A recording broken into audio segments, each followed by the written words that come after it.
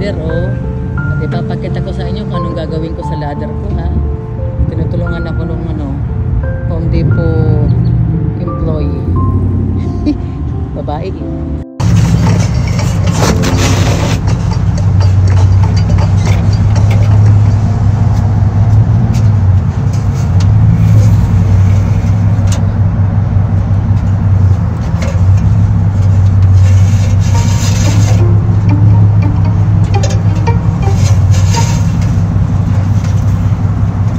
Kala nyo, ha?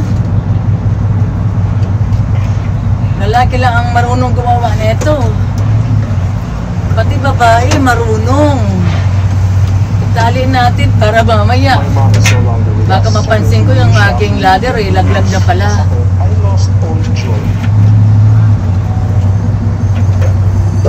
I've been leaving already like 2 years now.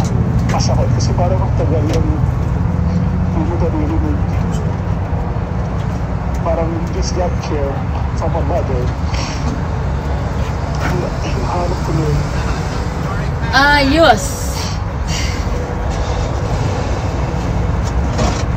Tapos ang tali. So he is Nathan. He is a very good friend of ours. So Nathan is actually, so ano ka nga ba? Para ka Buying a ladder.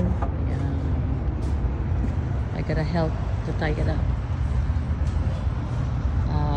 Home Depot. Ayan, ha. Hindi porket babae kayo, wala kayong magawa. Meron. Eto nga bumibili nga ako ng ladder, oh. At ipapakita ko sa inyo kung anong gagawin ko sa ladder ko, ha. Tinutulungan ako ng Home Depot employee. Babae. Ay, ang ganda. Winter time, pero ang gaganda ng bulaklak. Saan kaya nanggagaling to? Ito yung paborito kong bulaklak. Tulips. Nice, pretty. Come on, baby. Give me a feet. Give me a paw. Give me a paw, my baby. I love you. I love you. I love you, baby. I miss you too. Oh, you want a treat? You want a treat? Let's go get a treat. Let's go get a treat. Yes, let's go. All right, somebody's happy.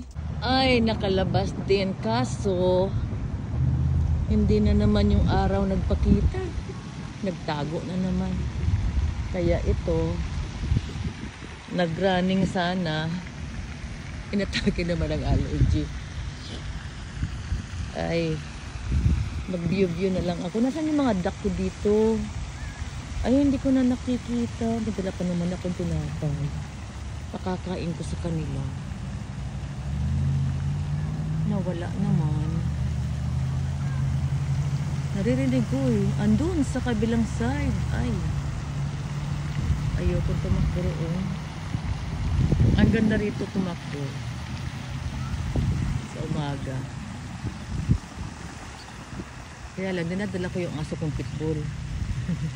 Para magdalawang isip yung mga atake sa akin. Ganda, di ba? Yan. Grabe ang aking allergy.